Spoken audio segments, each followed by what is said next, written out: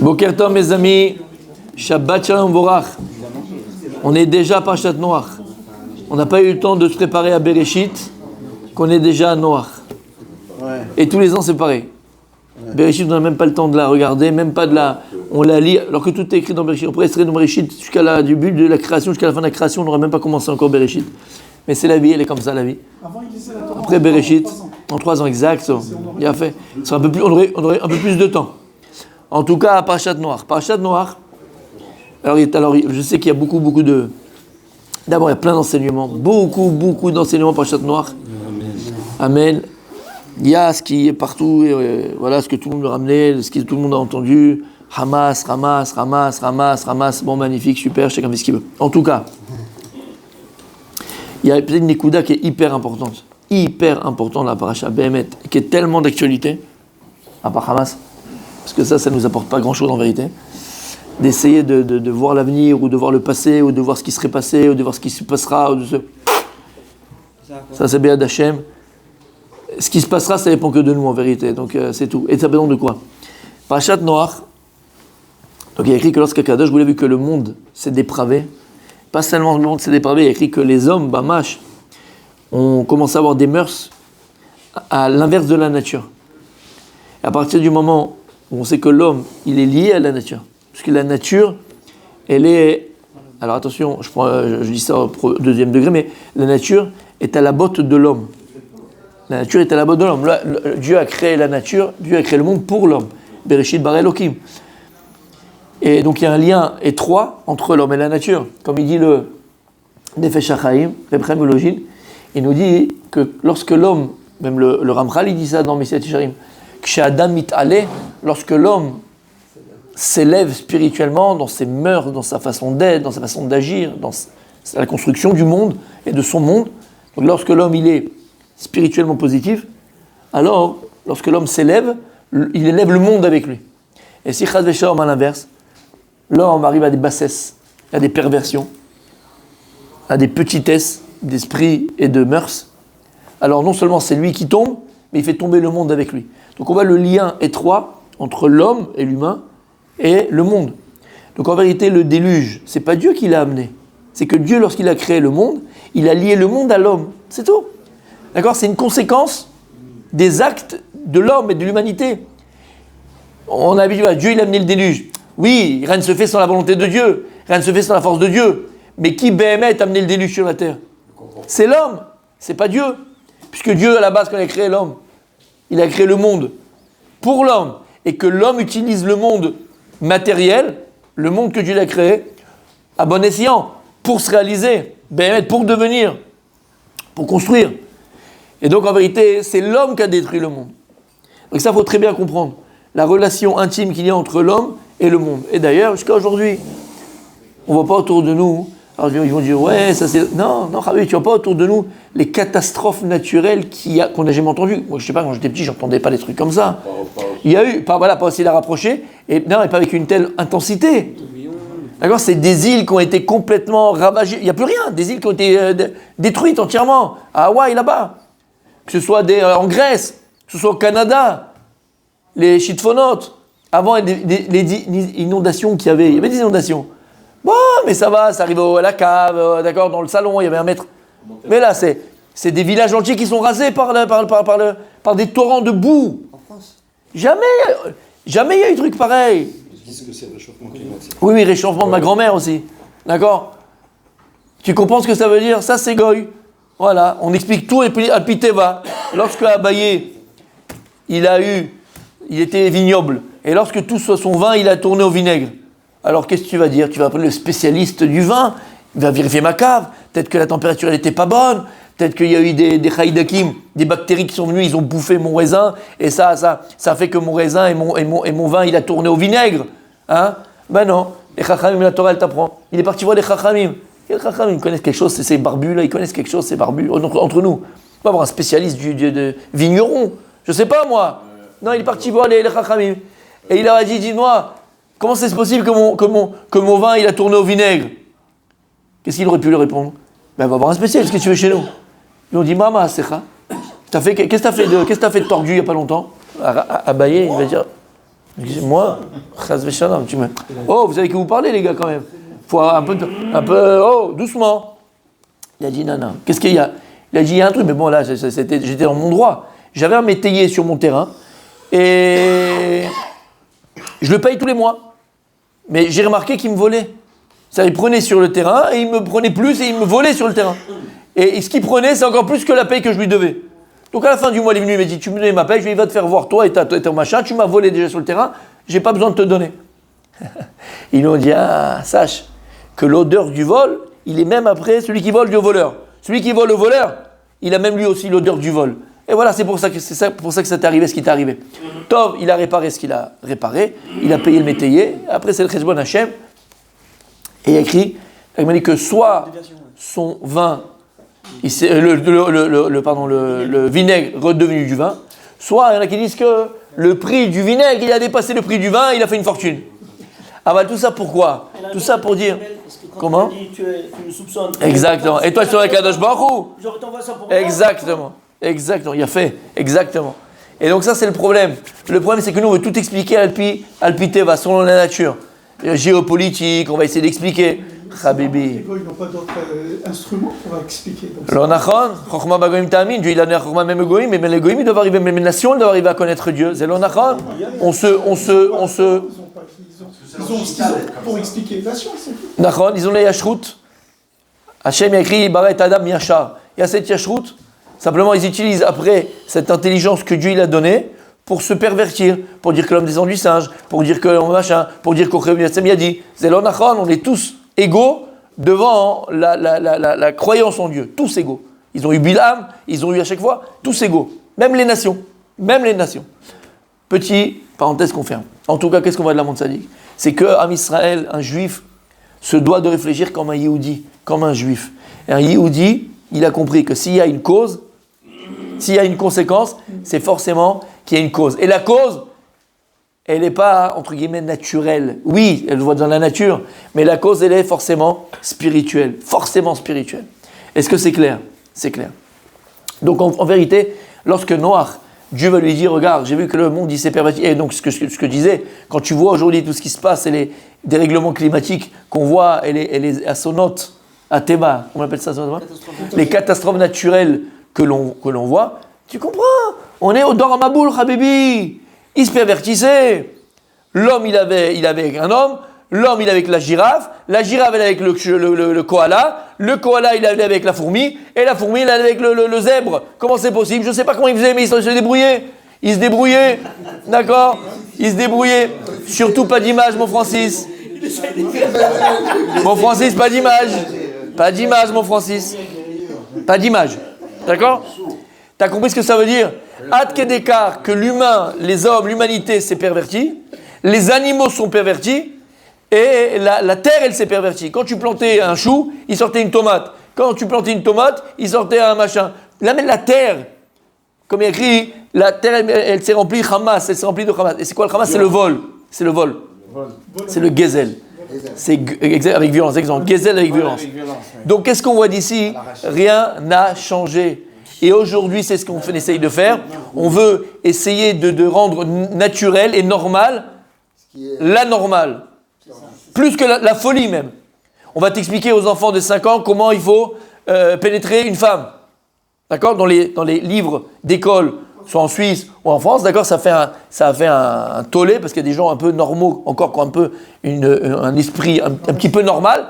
Mais qu'est-ce que vous expliquez ça à des enfants de 5 ans? On explique à des enfants de 5 ans comment se masturber, comment se faire du bon, comment se faire du bien, comment pénétrer une femme, comment... 5 ans! T'entends ce que je te dis? Et on leur explique aussi que s'il ne se sent pas bien dans son corps d'homme, tu peux devenir une femme. Si toi, tu n'es pas bien dans ton corps de petite fille, tu peux devenir un garçon. Et ça, c'est dans les écoles. Et ça, c'est ce qu'on va faire en Israël. Et ce qu'on a commencé à faire en Israël. Zabaya, on est devenu fou. On marche sur la tête. Même pas sur Alvaï qu'on marche sur la tête. On marche même plus sur quoi? Je ne sais plus sur quoi on marche. Le monde est devenu fou. C'est le déluge, Rabibi. C'est le déluge. C'est clair? C'est clair. Le point que je voulais voir avec vous aujourd'hui dans la paracha, c'est pas celui-là. Bon, c'est pas grave, on l'a dit quand même. D'accord, c'est pas celui-là. Lorsqu'un jour il dit à Noach que j'ai vu le monde qui s'est perverti, le monde qui s'est machin, et que je vais amener le déluge dans le monde, je vais détruire le monde, on aurait pu penser que vous le savez tous, on a pu penser que voilà, je vous l'ai dit, regarde, demain matin, il te reste une semaine, prépare le machin, on sait que c'est Alpinès. La Teva qu'il a construit noir, c'est Alpinès. Et ce les animaux, tous les animaux de la terre qu'elle a pu contenir, c'est Alpinès. On le verra pendant Shabbat. Ah, c'est un S, c'est impossible. En tout cas, que je vous dis, c'est un S. Regarde, tu veux que le monde y soit détruit. Regarde, dans 2 jours, dans 3 jours, dis à Noir, non, Noir il était sadique, ok. Dans 2-3 jours, ou demain matin, je détruis le monde. Tu as besoin d'attendre. Ça s'est pas fait du jour au lendemain. Combien de temps je vous l'ai attendu 120 ans. Mais pourquoi? Pour que les autres Pas fassent souvent. Il a fait, écoute bien, C'est le temps de faire tout 120 ans. Et il dit le Midrash, et il dit le Midrash, pourquoi Kadosh Baruch il a mis 120 ans pour amener le déluge? C'est un klal. C'est un klal. Akadosh Baruch eno rotze bemot haracha. Dieu ne veut pas la mort du rachat. Et là, cher Zor Bitchouva, lorsque le Beth Amikdash il a été détruit, on a eu des prophètes qui sont venus prévenir le peuple juif que les temples à Jérusalem il a été détruit, le Beth Amikdash a été détruit. Un de ceux-là, on connaît, c'est les lamentations de Jérémie. Irmiyahu Hanavi. Irmiyahu Hanavi, il a prophétisé de la destruction du temple 90 ans, 100 ans avant sa destruction. Pourquoi Kadosh il a envoyé ce prophète 90 ans ou 100 ans avant sa destruction? Lama. Une seule chose. Pas du tout. Pour faire tchouva, il a fait pour qu'il fasse tchouva. C'est-à-dire que lorsqu'à Kadosh Borou, malheureusement, il y a une zéra qui doit descendre, parce que nous, on est responsables, parce que nous-mêmes, on s'est mis dans cette situation-là, Dieu il veut pas que le mal sorte. Hachem, il veut pas qu'il y ait de mal. Kiloukoulotov, il est entièrement bon. Akadosh, il veut pas la mort du rachat. Akadosh Borou, il veut nous prévenir, il veut qu'on fasse teshuva. Il a envoyé qui? Yona à Ninvé, pour prévenir qu'Akadosh Borou, si vous faites pas teshuva, il n'y a pas de repentir, la ville de Ninvé, elle sera détruite. Ils ont écouté, ils ont fait teshuva, c'est fini, Xéra, il est enlevé. Donc il y a un klal. Et on a Asara Betevet. Et on a 17 Tammuz. Et après on a Tisha B'Av. Même en Tisha B'Av, on a Asara Betevet. On te dit, mais pourquoi c'est tellement important? De toute façon, finalement, il a été détruit le temple. Donc c'est idiot de faire le Ditevet. C'est quoi le Ditevet? C'est le début du siège de Jérusalem. C'est quoi le 17 Tammuz? C'est la brèche dans les murailles. Bon, de toute façon, on connaît l'histoire, on a vu le film. Hein, d'accord? On le vit encore jusqu'à aujourd'hui, 2000 ans d'exil. Il a été détruit le temple. Donc moi j'aurais fait uniquement quoi? La conséquence, d'accord? C'est quoi? La destruction du temple, le Tisha B'Av. C'est comme si j'ai un exemple. Il y a un type, il a une bijouterie, d'accord?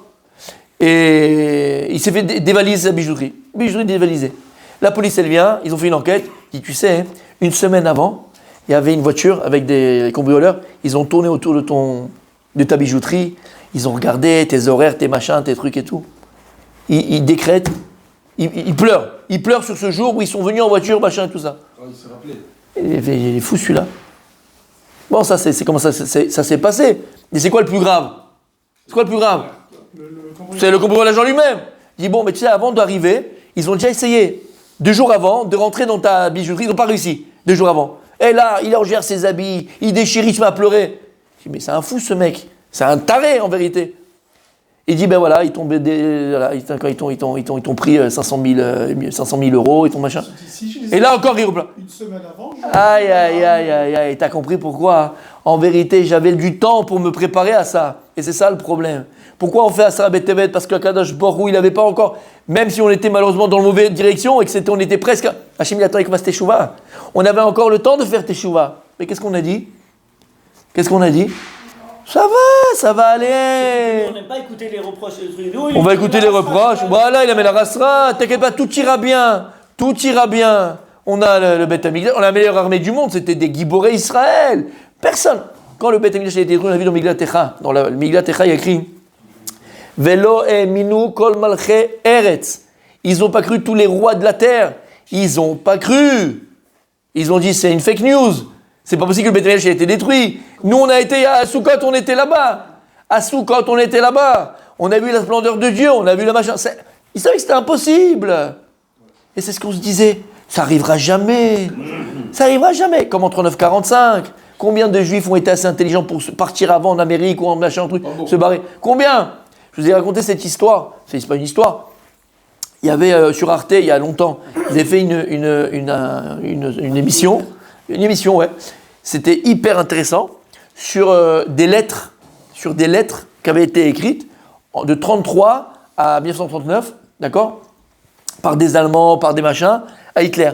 Les gens, ils écrivaient à Hitler. C'est le chancelier d'Allemagne, donc c'est le chef d'Allemagne. Et à un moment donné, ils ont une lettre d'un juif, en 1935, en 1936, d'un juif qui a écrit à Hitler, mais il faut voir cette lettre, tu ne peux pas t'imaginer. Il faut voir, ils lisent la lettre, il faut voir la lettre, qu'est-ce qu'il écrit dans cette lettre. Et il dit, toi, chef d'Allemagne, mon chef, mon machin, tout ça, j'étais lieutenant ou caporal ou je sais pas quoi dans la Première Guerre mondiale, je me suis battu pour mon pays, je me suis battu pour l'Allemagne, et je ne peux pas croire une seconde ce qu'on dit, par rapport aux juifs et pas machin, je suis un juif mais je suis d'abord allemand, et je suis loyal pour toi et pour mon pays, et je sais que tu feras rien contre mon peuple et contre ma religion. Il faut voir ce qu'il écrit le gars, il croyait en Hitler. Il ne croyait pas en l'Allemagne, il croyait en Hitler. Tu comprends? Ça n'arrivera jamais. On a vu où ça arrivait dans les camps, dans les chambres à gaz, mon tzaddik. Donc l'histoire, c'est toujours la même. Et Akadosh Baruch Hu, en vérité, 120 ans, il a donné à Noir. Mais c'est un miracle, fais le tchik-tchak. Non, tu vas le construire. Ils vont te demander pourquoi tu construis. Dieu, il m'a parlé, il a dit qu'il va mettre le déluge. D'accord? Peut-être les gens, ils vont se réveiller. Puis elle va être échouva. Puis quand plus ça va approcher, plus ils vont se dire, bon, peut-être que c'est vrai. Et tu vois que ça a marché. Dans certains cas, Ninvé, ils ont fait Teshuvah. Il y a des endroits, ils ont fait Teshuvah. Et il y a des gens qui ont fait Teshuvah. Et là, ils n'ont pas cru. Pourquoi? Mouchratim, tu sais c'est quoi Mouchrat? Ils voulaient tuer. Ils voulaient tuer, non? Bien sûr. Alors on parlait de Yirmiyahu. Le prophète Jérémie, quand il disait ses prophéties, prison, et il lui jetait des pierres, il lui crachait à la figure. Corbeau de mauvais augure. Toi, le noir, t'es noir. Il lui jetait des pierres. Il a souffert, Yirmiyahu Hanavi. Combien de temps il a vécu? Il a vécu longtemps. Je ne sais pas Bidiouk, mais il a vécu longtemps. Ouais, bien sûr. Le premier. Et il a pleuré. Et les gens se moquaient de lui. Les gens rigolaient sur lui. Parce qu'on ne veut pas entendre ça, c'était pas possible. Tout ça pour dire quoi, mes amis? Tout ça pour dire que c'est criant, c'est tellement criant. Akadosh Baruch Hu, bien sûr. Akadosh Baruch Hu Behemet. Avant d'amener quelque chose, avant de frapper, Kaviachol, en fait, c'est la conséquence de nos actes, c'est le boomerang. Avant qu'on se prenne le boomerang de nos actes, Akadosh Baruch Hu, il prévient. Et c'est ce que je disais, ce que je répéterai jamais assez. Regardez, on était, et on est toujours, tous complètement... c'est même pas choqué, il n'y a plus de mots. On a vécu une petite Shoah, d'accord? Il n'y a pas de mots pour exprimer ça. Il n'y a pas de mots, on est dépassé, d'accord? Et c'est vrai que sur le coup, on est tous... Il faut faire des choses, il faut se reprendre, il faut ceci, il faut machin. Regarde, ça fait 2 semaines, ils ne sont pas encore rentrés à Gaza. C'est latent comme ça. La vie, elle va reprendre. La vie, tu vois, les mauvaises habitudes reprennent. Akadosh Baruch Hu. Mais ils ont bien fait de pas d'attendre. Non, c'est très bien. Non, on n'a pas dit c'est bien ou c'est pas bien. On n'a pas dit c'est bien ou c'est pas bien. Même dans 5 mois. Même dans 5 mois ou dans 6 mois, ils rentrent. Même dans 5 mois ou dans 6 mois qu'ils rentrent, mais ils sont préparés. Kadosh Baruch Hu qui leur donne la meilleure etza. C'est tout ce qu'on demande. Ah bah, c'est pas pour ça que je parle. Je dis par rapport à nous. D'accord? On revient dans les habitudes, on revient dans nos machins, on revient dans nos Netflix, on revient dans nos bêtises. Teshuva! Teshuva! Il dort. Ça va pas, non? Ça, je l'ai pas passé. Ça va pas, non? Qu'est-ce qu'on va faire? Continue! Et le gars, il est en train de prévoir ses vacances du mois d'août. L'autre, il prévoit ses vacances en espérant, il prie. Hachem, je t'en supplie, que la guerre, elle s'arrête en février. Personne pense à ça, là. Je pense que personne ne pense à ces vacances-là. D'accord, mon tzaddik. Alors, c'est bien. Les Kav Zechout. Et Hachem, que la guerre, elle se finisse pour le mois de février. Et ouais, j'ai commandé quand même le ski. Hein, j'aimerais bien y aller avec la famille. Hein, tu vois? Là, bien sûr, personne ne pense à ça. Bon, Hachem, personne ne pense à ça. D'accord? En tout cas, on s'est compris. Ok? On s'est compris. Personne ne pense à ça. Alvaï et Amen, que personne ne pense à ça. En tout cas, mon tzaddik, voilà. Akadosh Baruch Hu, il laisse le temps. Akadosh Baruch Hu, il nous laisse. Voilà, encore, on se dit. Entre Asara Betevet et le 17 Tammuz, il y a eu 6 ou 7 mois. Et ça va, ils tenaient à Jérusalem. C'est-à-dire qu'ils pouvaient faire... Et qu'est-ce qu'ils se sont dit encore? On va tenir. On a pour 25 ans pour manger, on a Dimon Ben Gurion, on a machin. T'inquiète pas, on a l'argent, on a ce qu'il faut, on va tenir. Et là, de quoi on a peur? L'Amérique, elle a amené les porte-avions. On n'est pas peur. Il est venu comme ça nous mettre les menottes. Voilà pourquoi il est venu Biden. D'accord? Un couloir humanitaire avec des animaux. Quel couloir? De qui au couloir humanitaire? Nous, on n'a même pas pu voir nos khatoufim. On n'a pas pu voir voir s'il est en bonne santé. Ils ont des bébés. Eux, ils sont humanitaires, eux. Si on commence à être humain avec des animaux, on perd notre humanité. Vous êtes fous. On est tous devenus fous. avec Kol HaKavod, mon petit Biden, je t'aime, va, prends ton déambulateur et va faire le tour de la Floride et de Miami, va à Disneyland. Tu nous laisses tranquille. Esav, il veut donner des mauvais conseils à Israël. C'est des mauvais conseils à Israël. C'est des mauvais conseils à Israël. En Emouna Be'esav. En Emouna Be'esav. Il faut être clair. C'est le grand Satan. Non, non, ça c'est les Iraniens. Je dis une chose. En Emouna Be'esav. Il n'y a pas d'Emouna dans Esav. Il n'y a pas d'Emouna Be'esav. Et il est venu avec des beaux discours. Je pense qu'il est sincère malgré tout. Je pense que oui. Aval, politiquement, il nous a mis les menottes. Voilà ce qu'il veut. D'accord? C'est tout ce qu'ils veulent. Alors tout ça pour dire quoi? Nous, ce qui nous intéresse, c'est pas la politique. Ce qui nous intéresse, qu'est-ce qu'on doit faire? Mais tu rigoles ou quoi? Teshuva. Et encore une fois, je ne sais pas si le message y passe. Akadosh Baruch Hu nous délaisse. Voilà. Encore, allez. C'est devenu un peu plus calme. D'accord? Allez. Mais c'est ça qu'il faut faire. C'est ça qu'il faut faire. 120 ans, il a mis Noach. 120 ans pour construire. Pourquoi Hachem il a laissé le temps? Pour qu'on fasse Teshuva. Donc après, il ne faut pas arriver à notre Tisha B'Av. Il n'y en aura pas si Dieu veut. Mais il ne faut pas attendre le Tisha B'Av. Qui est Yirmiyahu aujourd'hui? Yirmiyahu, c'est la Torah Akdosha. Ce que je viens de te dire, c'est pas de moi ce que je te dis. Tous les exemples qu'on a vus, c'était des Navi, des... Voilà, ils sont là. Ils sont là, mon tzaddik. Yona, Yirmiyahu, Il a fait. Noah. Voilà. Qui est aujourd'hui qui nous... Là, ce que je viens de te dire, ce que je viens de te dire là, Yirmiyahu, il est encore vivant. Yona, il est encore vivant. Moshe, il est encore vivant. Voilà, c'est ce qu'on fait. C'est ce qu'on fait. C'est ce qu'on fait. Ils sont où? Ils sont là. Ils sont partis nulle part. Akadosh vous nous éclaire à travers notre histoire, à travers ce qui s'est passé, à travers ce qu'on a déjà vécu. Tu as compris ce que ça veut dire?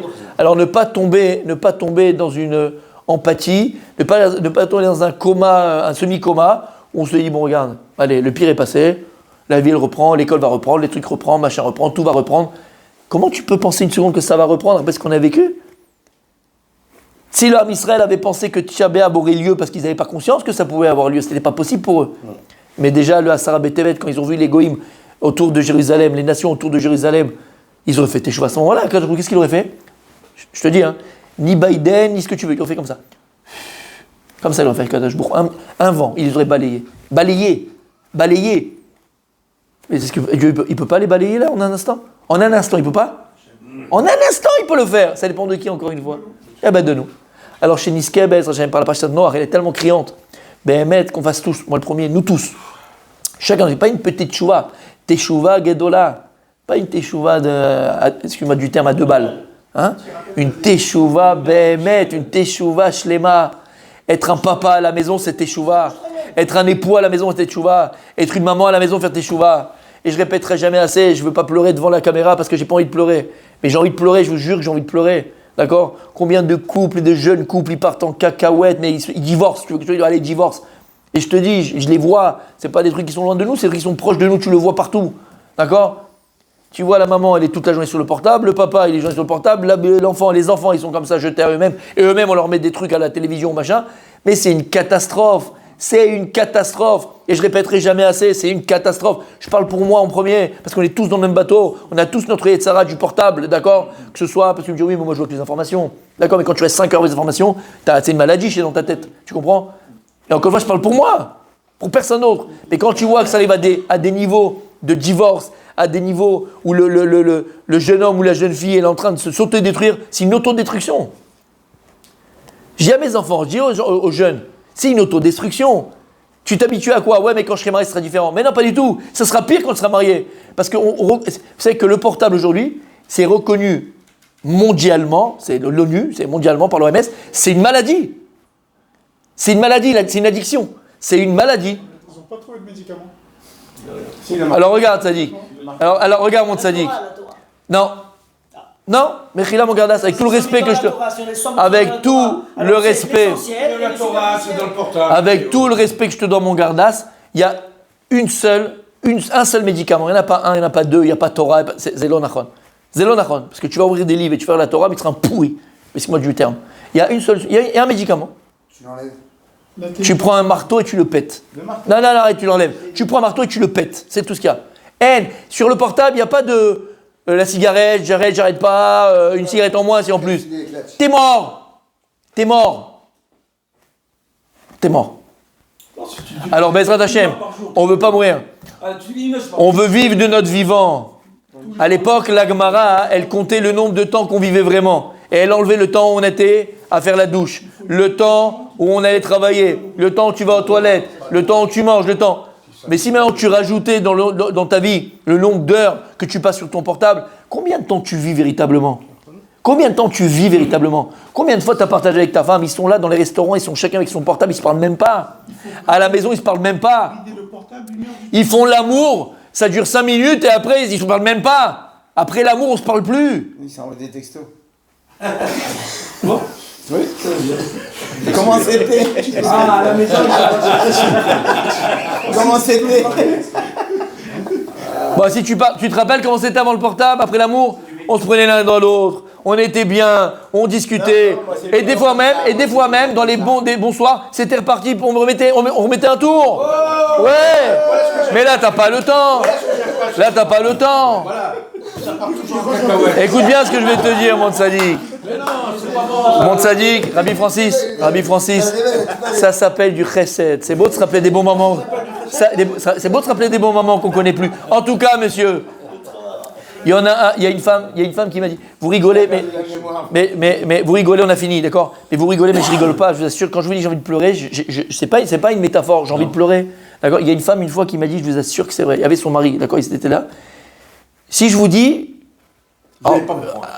c'est même pas me croire, c'est hors du monde. Non, mais c'est pas de leur faute. On est foutus avec ça, on est foutus. Ouais. Elle me dit, écoute bien. Elle me dit, vous savez même pas ce qu'il me fait. Je dis, non, je vais pas savoir, laisse-moi tranquille déjà. Toute votre saleté, gardez-la pour vous. Je suis fatigué. Non, oh, toi, t'es un coquin, toi. Oh là là. Sextape, toi, d'accord, ok, j'ai compris. Chacun son truc, mon sadique, chacun son truc, d'accord? C'est ce qu'il me dit. Regarde ce qu'il me dit. BMF, regarde ce qu'elle me dit. Elle me dit, donc on arrive, truc, soir du mikvé, on arrive, machin, donc dans la chambre et tout ça. Elle se poponne, elle se prépare, elle se fait belle pour son mari, bon, les trucs, machin. Elle dit, j'attends. Il dit, j'attends. Il prend son portable et il voit son match. Parole. Écoute bien. C'est pas une blague. À la mi-temps. Il me dit, qu'est-ce que je vois? Alors je lui dis, bon, chérie, on fait quelque chose. Ouais, mais 2 minutes. Et 2 minutes. Et tout d'un coup, tac, bam, bam, bam, poum, il est parti. Une fois, 2 fois, elle n'a pas compris. Elle ne connaît pas le foot. Quoi? Quand il y a le match. Mais tous les soirs un match, mon sadique. C'est un foot le mec. D'accord? À la mi-temps, le gars, il pose le portable, tac, tac. C'est fini, papa, boum, il reprend son... Mais t'es un malade. T'es un psychopathe. Il a organisé le mec. Mais après, la femme, qu'est-ce qu'elle... Il dit quoi? Je suis une page de pub, moi? Elle se prend pour une page de pub? Mais je suis sérieux, je suis une page de pub. Mais c'est la vérité. Je suis une page de pub. Mais c'est horrible. C'est pshuto kemashmo, c'est la vérité. Alors, on a donné l'exemple, mais nous, on est peut-être pas... Ouais, merci, mon sadique. On est peut-être pas loin quand on a envie de voir un truc, l'odama, ou... Tu comprends ce que je veux dire? Tu comprends la catastrophe? Quel couple il peut sortir de ça? Quel amour il peut sortir de ça? Quel tov il peut sortir de ça? Alors la teshuva, messieurs. La teshuva. Sortir de bien, c'est un super joueur de football. Ouais, ça c'est sûrement, ouais. Ou bien, ouais, t'as compris. Bon, bref. T'as compris? La seule chose qu'Hachem attend de nous, dans cette matzav dans lequel on est, teshuva. Faut arrêter de faire les grands spécialistes géopolitiques, de faire les prophètes. C'est écrit là-bas, c'est écrit ici, c'est écrit comme ça, c'est écrit comme ceci. Arrête, mon tzaddik. Bon, c'est vrai que ça fait beaucoup de vues. Ça, c'est vrai. Les gens, ils adorent les boules de cristal. Qu'est-ce qui va se passer? Qu'est-ce qu'il va avoir? Comment ça va être? Où c'était pas? Tachles, qu'est-ce qu'on en a à faire, Béhémet? Voilà, on le vit de toute façon. Donc, t'as pas besoin de savoir qu'est-ce qu'il y a pas. On le vit. On le sait. Alors, la seule chose qu'on a entre les mains, le seul travail qu'on doit faire, c'est faire que des cours sur la teshuva. Uniquement sur la teshuva. Et ben, Ezrat Hashem, comme il y a écrit, par le mérite de la teshuva, Am Israël, il sera délivré. Shabbat shalom.